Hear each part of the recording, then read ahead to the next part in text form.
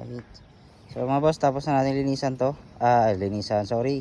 I-check yung mga voltage, no?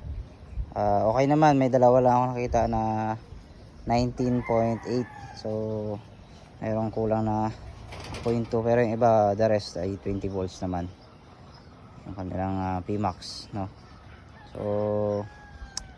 So far okay naman, no? At lilinisan natin to dahil madumi na rin, may tayo ng ibon. Linisan natin yan, linisan din natin yun. Linis tayo. Ayan, dahil napakadumi, yung mga dumi na yan. So linisan natin yan.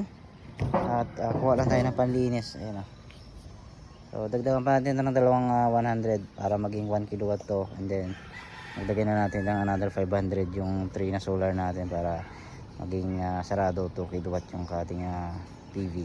Ayan, so okay.